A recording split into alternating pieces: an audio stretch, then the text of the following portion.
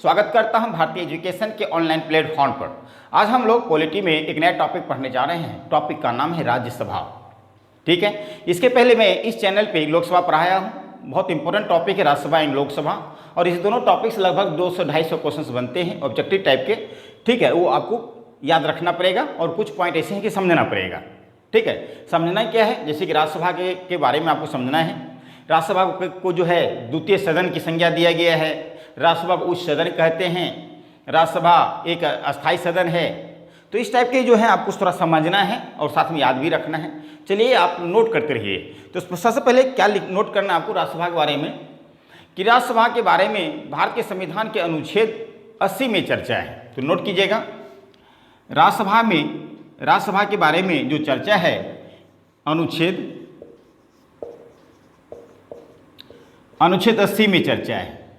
वहीं आपसे पूछा जाए लोकसभा के बारे में किस अनुच्छेद में चर्चा है, तो आप बोलेंगे 81। भारत एक लोकतंत्र देश है। भारत में कौन सी प्रणाली है, संसदीय प्रणाली। भारत में संसदीय प्रणाली है, तो आप कह सकते हैं भारत में एक संसद होगा। और ये संसद कहाँ पे सिचुएटेड है, कहाँ पे संसद, ये होंगे दिल्ली में होंगे, नई दिल्ली में होंगे। ठीक है, और नई दिल्ली में हैं तो इनका अधिक क्वेश्चन पूछता है कि संसद के कितने अंग होते हैं। संसद के कितने अंग होते हैं, संसद के 3 अंग होते हैं। और कौन कौन होते हैं, लोकसभा, राज्यसभा और राष्ट्रपति प्रेसिडेंट। ओके, वहीं भी संसद के बारे में किस अनुच्छेद में चर्चा है, आर्टिकल 79 में जो है पार्लियामेंट के बारे में चर्चा है। लोकसभा के बारे में अनुच्छेद 81, राज्यसभा के बारे में 80 और राष्ट्रपति के बारे में 52। ये सारे जो आर्टिकल हैं, अनुच्छेद हैं, लास्ट क्लास में मैंने चर्चा कर लिया है। ठीक है, तो आज हम लोग प्रॉपर जो है राज्यसभा के बारे में चर्चा करेंगे।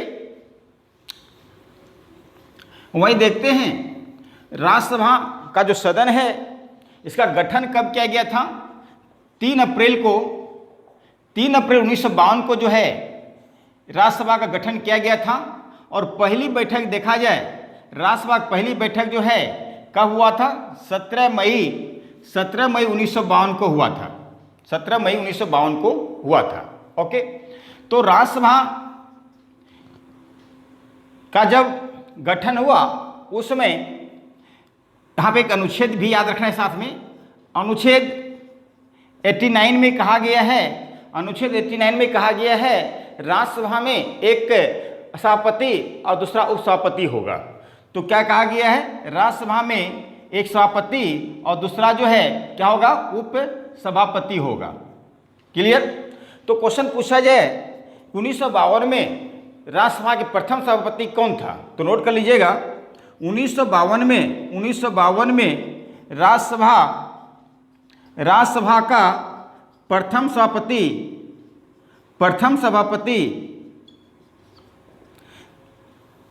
डॉक्टर सर्वपल्ली राधाकृष्णन थे। कौन थे, राधाकृष्णन थे। वहाँ यदि क्वेश्चन पूछा जाए 1952 में राज्यसभा के उपसभापति कौन थे, तो याद रखिएगा कृष्णा मूर्ति राव जो थे राज्यसभा के प्रथम उपसभापति थे। तो आपको पता होगा ये सभापति कौन बनते हैं, तो भारत के उपराष्ट्रपति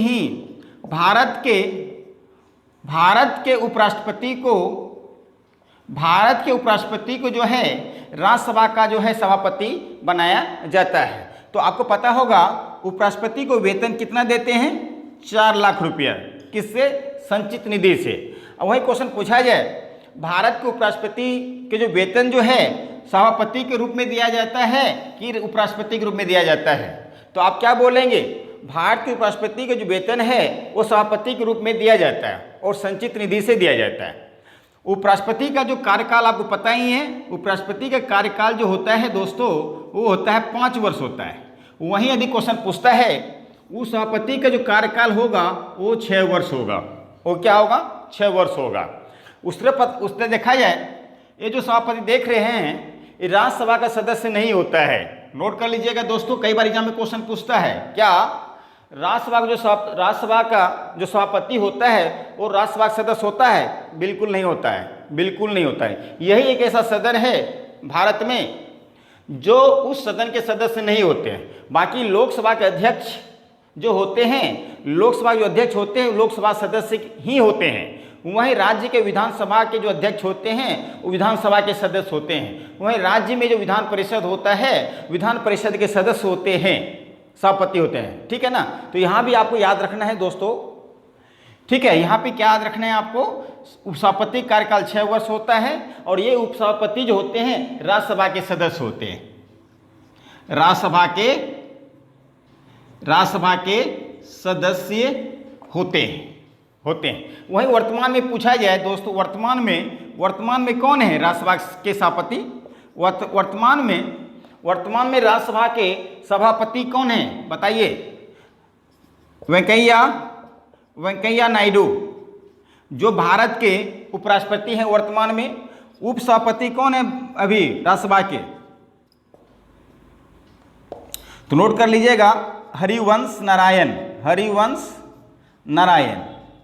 ठीक है, हरिवंश नारायण जो हैं राज्यसभा के उपसभापति हैं। तो मैं आपको बता दूं, क्या राज्यसभा के जो सभापति हैं इसको हटाने की प्रक्रिया पहले लोकसभा में जाएगा कि पहले राज्यसभा में जाएगा?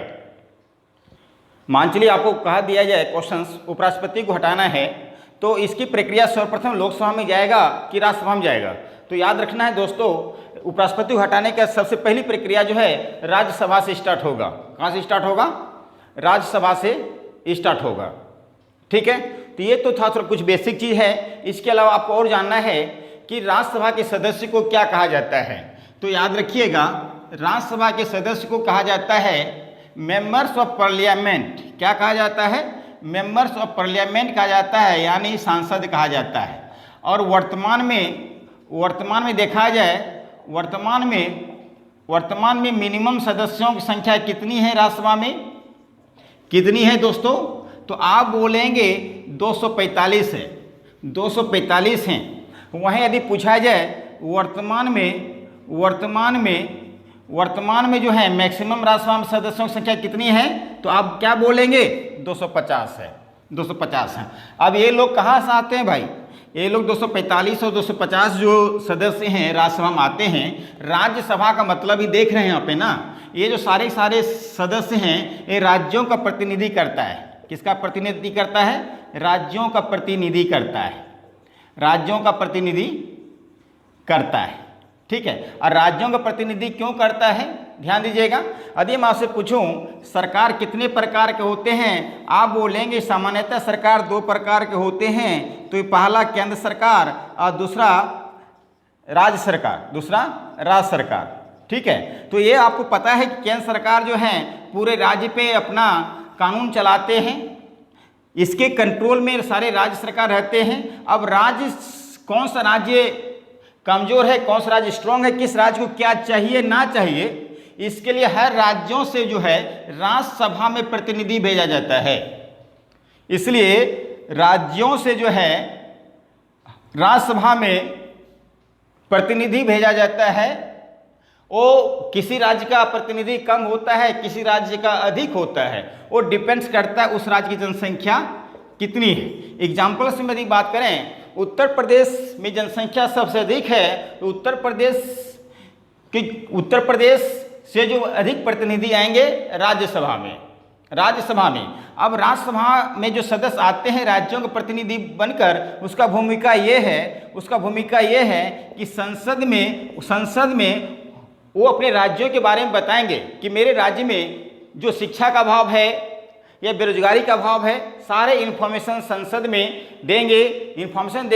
इसीलिए जो है हर राज्य के प्रतिनिधि जो हैं राज्यसभा में जनसंख्या के अकॉर्डिंग जो हैं वो आएंगे। जिस राज्य में अधिक जनसंख्या होंगे उस राज्य से प्रतिनिधि अधिक आएंगे। ओके, तो यहाँ बात करते हैं 245 जो सदस्य है, तो जो कुछ तो राज्य से आएंगे, कुछ राज्य से आएंगे और कुछ जो हैं केंद्र शासित प्रदेश से आएंगे। कुछ जो हैं कहाँ से आएंगे?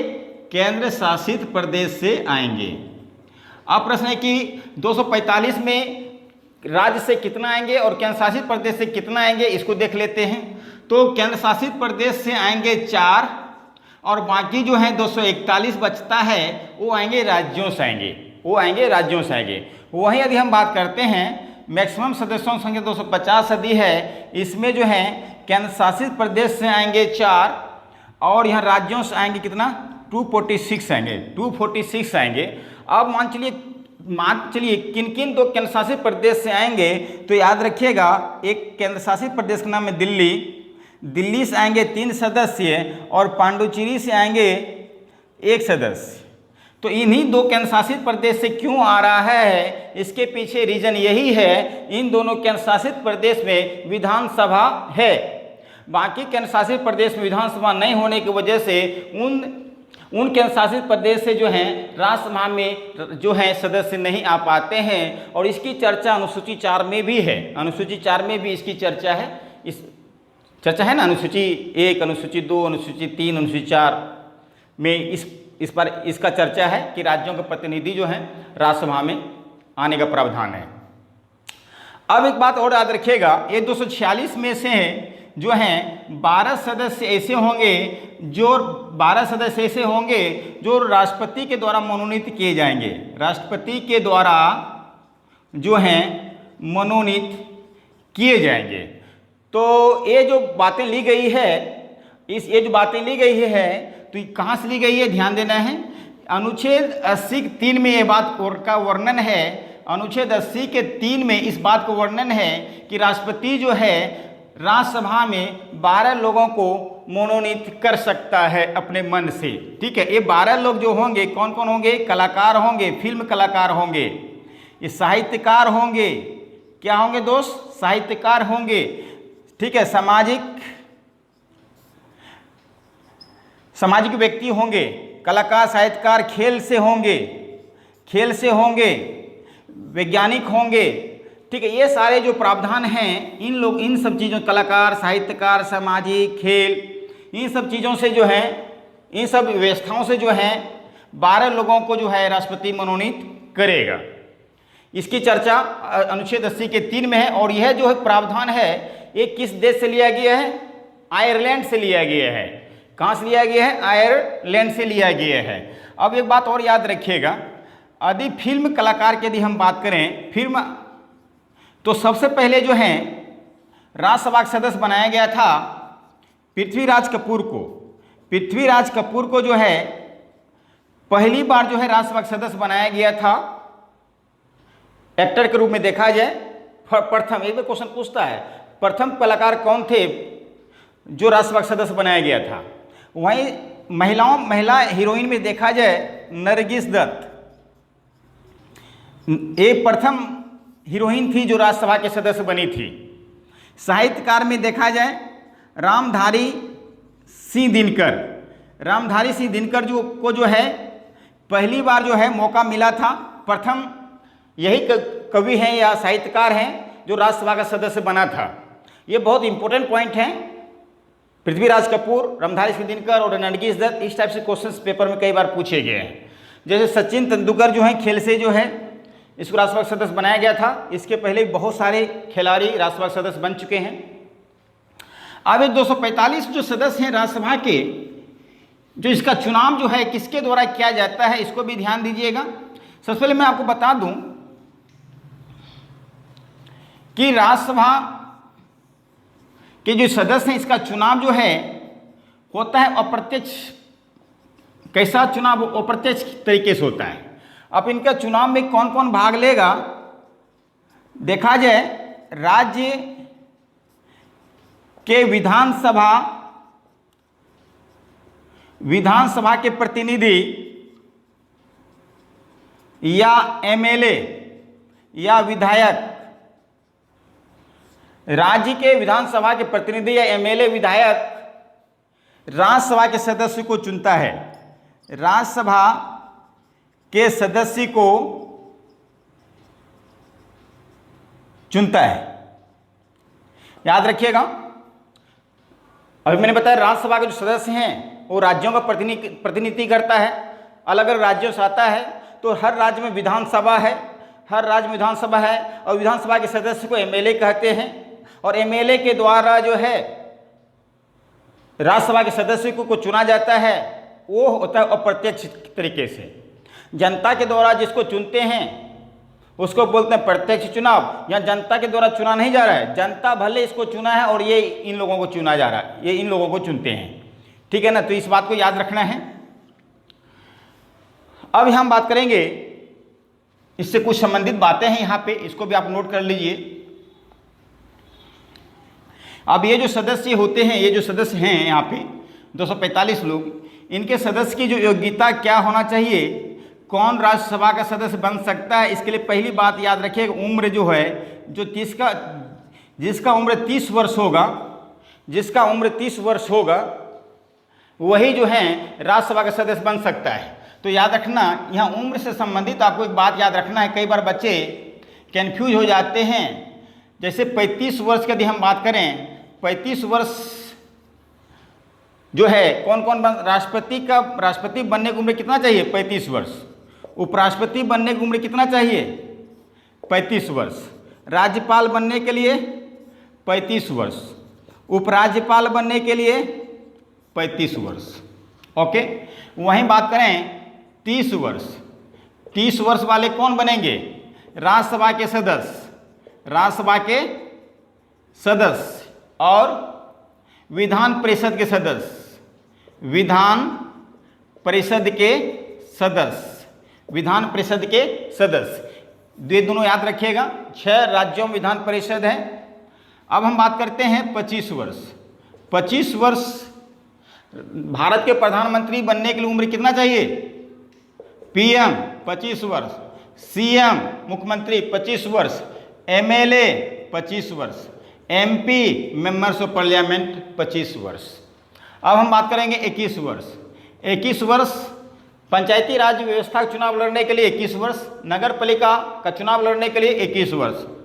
18 वर्ष कौन होंगे, जो मतदान दे सके, ठीक है। पहले इसका उम्र 21 वर्ष था। 61 संविधान संशोधन 1989 में जो है 21 वर्ष उम्र घटा के 18 वर्ष कर दिया है, ठीक है दोस्तों। इस बात को भी ध्यान देना है, ये उम्र संबंधित है। हम बात कर रहे थे राज्यसभा सदस्य की योग्यता, राज्यसभा की सदस्य की योग्यता उम्र 30 वर्ष। दूसरी बात है वह भारत का नागरिक होना चाहिए, वह भारत का नागरिक होना चाहिए।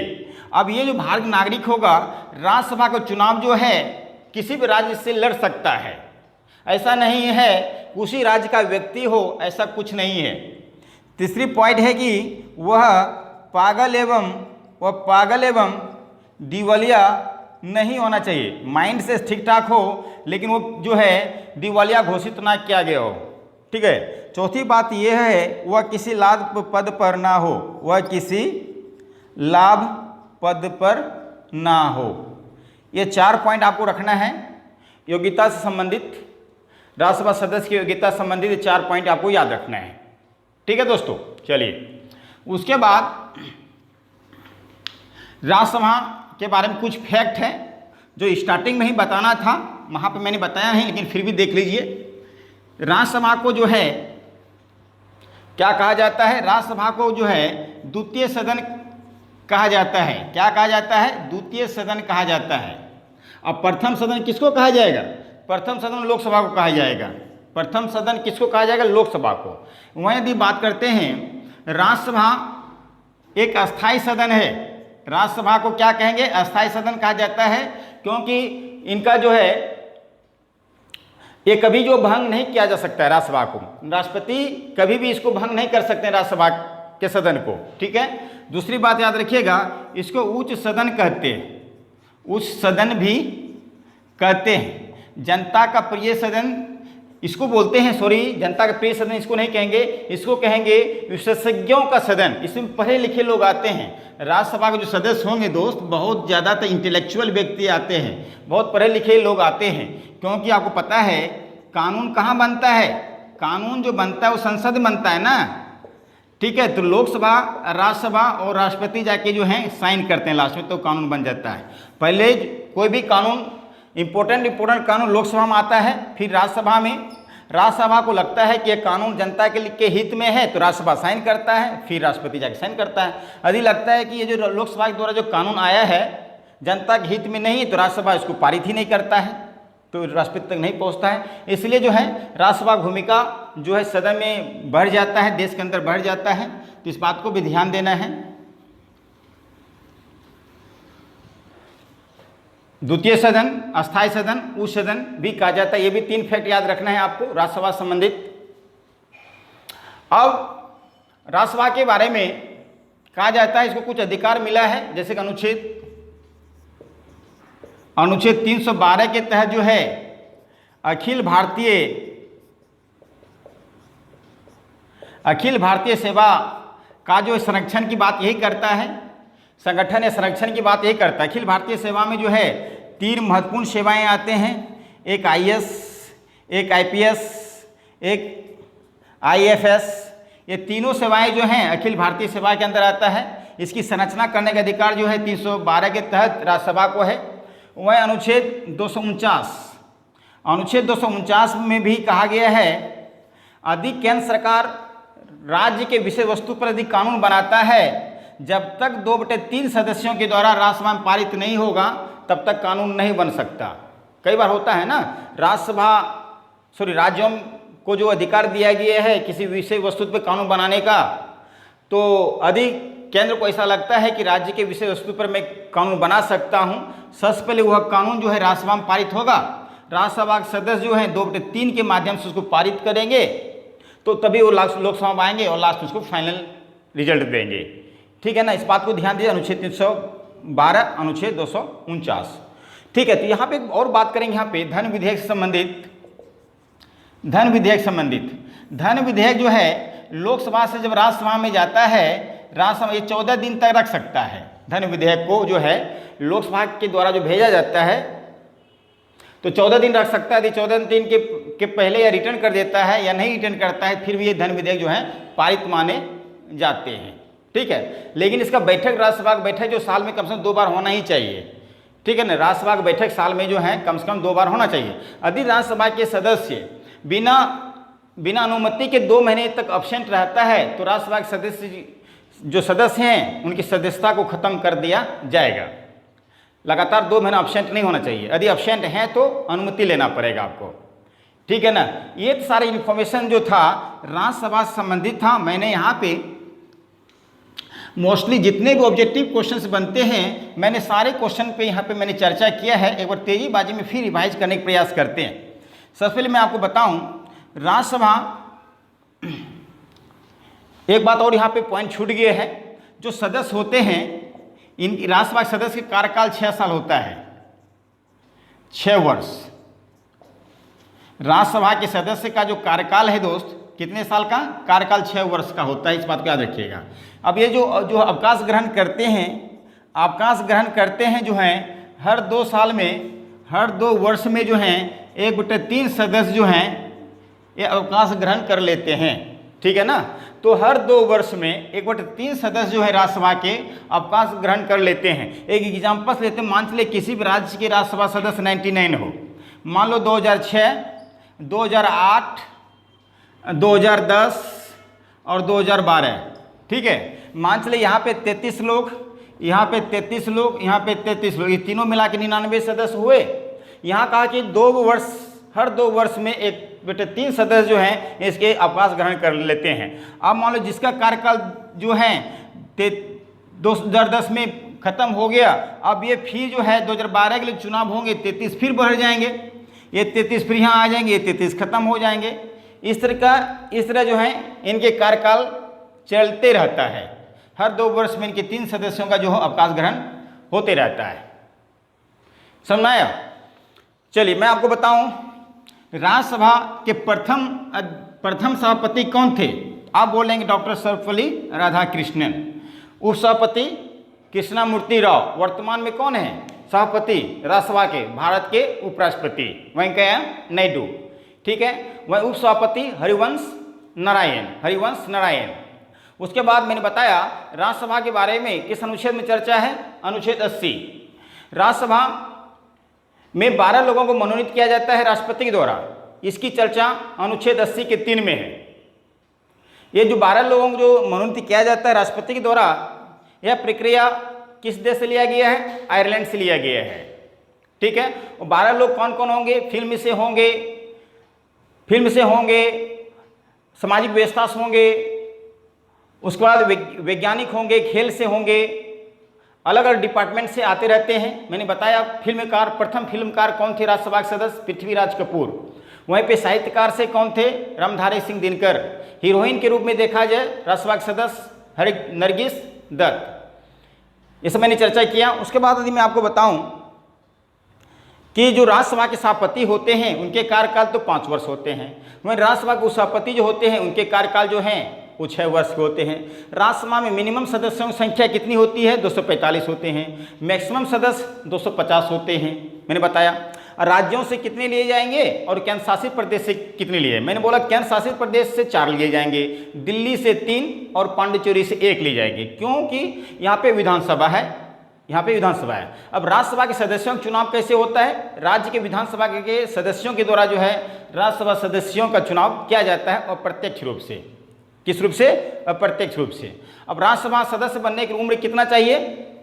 मिनिमम 30 वर्ष चाहिए, मिनिमम 30 वर्ष चाहिए, ठीक है। और राज्यसभा का काम यह है कि अपने अपने राज्यों का जो है अपनी अपनी समस्याओं को संसद में पेश करना। इस तरह जो है राज्यसभा का टॉपिक कंप्लीट होता है। नेक्स्ट टॉपिक जो होगा राष्ट्रपति होगा। बहुत इंपॉर्टेंट टॉपिक है राष्ट्रपति, आप जो है उसे देखेंगे, जरूर देखेंगे। इसके पहले लोकसभा भी देख लीजिएगा। बस मिलते हैं नेक्स्ट क्लास में। Thank you so much.